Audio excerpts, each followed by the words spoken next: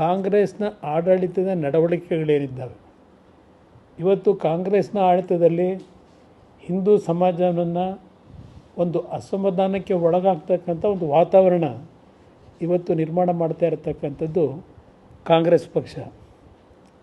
ಅದು ಪ್ರತಿನಿತ್ಯ ನಾವು ನೋಡ್ತಕ್ಕಂಥದ್ದೇನಿದೆ. ಇವತ್ತು ಈ ರಾಜ್ಯದಲ್ಲಿ ಕಾಂಗ್ರೆಸ್ ಸರ್ಕಾರ ಬಂದ ನಂತರ ಯಾವೊಂದು ಕಾಂಗ್ರೆಸ್ನ ಆಡಳಿತದಲ್ಲಿ ಒಂದು ರೀತಿಯ ಹಿಂದೂ ಸಮಾಜದಲ್ಲಿ ಒಂದು ದೊಡ್ಡ ಮಟ್ಟದಲ್ಲಿ ಇವತ್ತು ಸಂಘರ್ಷಕ್ಕೆ ಎಡೆ ಮಾಡಿಕೊಡ್ತಕ್ಕಂಥದ್ದಕ್ಕೆ ಪ್ರೇರೇಪಣೆ ಇದೇ ಕಾಂಗ್ರೆಸ್ ಪಕ್ಷದ ಪ್ರೇರೇಪಣೆಗಳಿದೆ.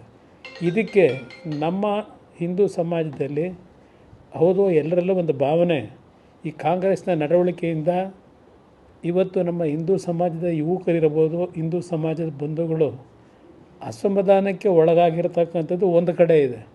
ಇಂಥ ಪರಿಸ್ಥಿತಿನಲ್ಲಿ ಈ ಕಲ್ಲುಗಳನ್ನು ಹೊಡೆಯತಕ್ಕಂಥದ್ದು, ಇದರ ಹಿನ್ನೆಲೆ ಒಂದು ಸಂಘರ್ಷಕ್ಕೆ ಈ ಎರಡೂ ಸಮಾಜಗಳನ್ನು ಇವತ್ತು ದೂಡ್ತಕ್ಕಂಥದ್ದೇನಿದೆ, ಇದಕ್ಕೆ ಮೂಲ ಕಾರಣ ಕಾಂಗ್ರೆಸ್ ಪಕ್ಷ ಇದೆ. ನಾವಿದರಲ್ಲಿ ರಾಜಕೀಯ ಮಾಡಲಿಕ್ಕೆ ಈ ಹೇಳಿಕೆಗಳನ್ನು ಕೊಡ್ತಾ ಇಲ್ಲ.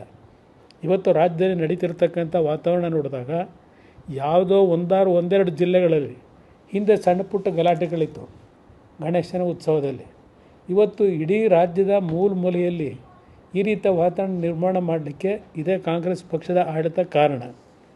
ಇವತ್ತು ಈ ರೀತಿಯ ಒಂದು ಮದ್ದೂರಿನ ಘಟನೆ ಸಾವಿರಾರು ಜನ ಏನು ಸೇರಿದ್ದಾರಲ್ಲಿ ಕಾಂಗ್ರೆಸ್ನ ಪತನಕ್ಕೆ ದಾರಿ ಯಾವ ರೀತಿ ಮೂಡ್ತಾ ಇದೆ ಅಂತಕ್ಕಂಥದ್ದು ಈ ಘಟನೆಯಿಂದ ಆ ಮದ್ದೂರಿನ ಜನತೆ, ಇಡೀ ರಾಜ್ಯದ ಜನತೆಗೆ ಇವತ್ತು ಏನೋ ಒಂದು ಸಂಘರ್ಷಕ್ಕೆ ಒಳಗಾಗಿರ್ತಕ್ಕಂಥದ್ದೇನಿದೆ, ಇವತ್ತು ಅವರ ಪ್ರತಿಭಟನೆ ಏನಿದೆ, ಇದೆಲ್ಲವನ್ನು ನೋಡಿದಾಗ ಕಾಂಗ್ರೆಸ್ ಪಕ್ಷದ ಅವನತಿ ಪ್ರಾರಂಭ ಆಗ್ತಿದೆ ಅಂತಕ್ಕಂಥದ್ದನ್ನು ಕಾಂಗ್ರೆಸ್ನ ನಾಯಕರು ಅರ್ಥ ಮಾಡ್ಕೊಳ್ಳದೇ ಇದ್ದರೆ ಅವರ ಪಕ್ಷದ ಮುಂದಿನ ದಿನಗಳ ಒಂದು ಘಟನೆ ಒಂದು ಸೂಸೈಡಲ್ ಆಗ್ತಕ್ಕಂಥದ್ದು, ಅವರ ಈ ಒಂದು ತಪ್ಪುಗಳಿಂದ ಅಂತಕ್ಕಂಥದ್ದನ್ನು ಪತನಕ್ಕೆ ಕಾರಣ ಆಗ್ತಕ್ಕಂಥದ್ದನ್ನು ಅರ್ಥ ಮಾಡ್ಕೊಂಡು ಮುಂದುವರೆದ್ರೆ ಮುಂದಕ್ಕೆ ಸ್ವಲ್ಪ ಉಳ್ಕೋತಾರೆ.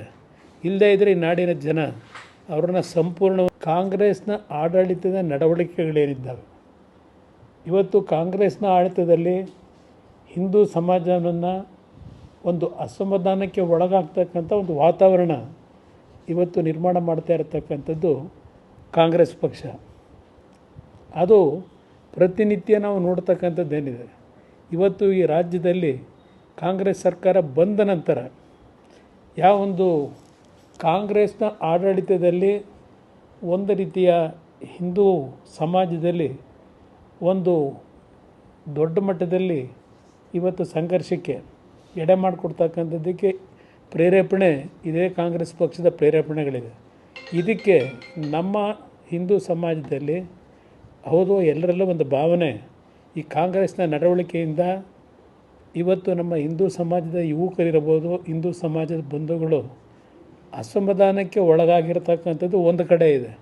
ಇಂಥ ಪರಿಸ್ಥಿತಿನಲ್ಲಿ ಈ ಕಲ್ಲುಗಳನ್ನು ಹೊಡೆಯತಕ್ಕಂಥದ್ದು, ಇದರ ಹಿನ್ನೆಲೆ ಒಂದು ಸಂಘರ್ಷಕ್ಕೆ ಈ ಎರಡೂ ಸಮಾಜಗಳನ್ನು ಇವತ್ತು ದೂಡ್ತಕ್ಕಂಥದ್ದೇನಿದೆ, ಇದಕ್ಕೆ ಮೂಲ ಕಾರಣ ಕಾಂಗ್ರೆಸ್ ಪಕ್ಷ ಇದೆ.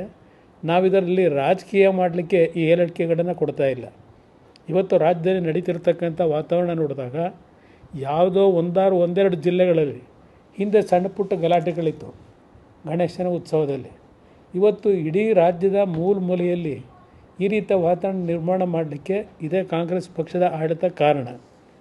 ಇವತ್ತು ಈ ರೀತಿಯ ಒಂದು ಮದ್ದೂರಿನ ಘಟನೆ ಸಾವಿರಾರು ಜನ ಏನು ಸೇರಿದ್ದಾರಲ್ಲಿ ಕಾಂಗ್ರೆಸ್ನ ಪತನಕ್ಕೆ ದಾರಿ ಯಾವ ರೀತಿ ಮೂಡ್ತಾ ಇದೆ ಅಂತಕ್ಕಂಥದ್ದು ಈ ಘಟನೆಯಿಂದ ಆ ಮದ್ದೂರಿನ ಜನತೆ, ಇಡೀ ರಾಜ್ಯದ ಜನತೆಗೆ ಇವತ್ತು ಏನೋ ಒಂದು ಸಂಘರ್ಷಕ್ಕೆ ಒಳಗಾಗಿರ್ತಕ್ಕಂಥದ್ದೇನಿದೆ, ಇವತ್ತು ಅವರ ಪ್ರತಿಭಟನೆ ಏನಿದೆ, ಇದೆಲ್ಲವನ್ನು ನೋಡಿದಾಗ ಕಾಂಗ್ರೆಸ್ ಪಕ್ಷದ ಅವನತಿ ಪ್ರಾರಂಭ ಆಗ್ತಿದೆ ಅಂತಕ್ಕಂಥದ್ದನ್ನು ಕಾಂಗ್ರೆಸ್ನ ನಾಯಕರು ಅರ್ಥ ಮಾಡ್ಕೊಳ್ಳದೇ ಇದ್ದರೆ ಅವರ ಪಕ್ಷದ ಮುಂದಿನ ದಿನಗಳ ಒಂದು ಘಟನೆ ಒಂದು ಸೂಸೈಡಲ್ ಆಗ್ತಕ್ಕಂಥದ್ದು, ಅವರ ಈ ಒಂದು ತಪ್ಪುಗಳಿಂದ ಅಂತಕ್ಕಂಥದ್ದನ್ನು ಪತನಕ್ಕೆ ಕಾರಣ ಆಗ್ತಕ್ಕಂಥದ್ದನ್ನು ಅರ್ಥ ಮಾಡ್ಕೊಂಡು ಮುಂದುವರೆದ್ರೆ ಮುಂದಕ್ಕೆ ಸ್ವಲ್ಪ ಉಳ್ಕೋತಾರೆ.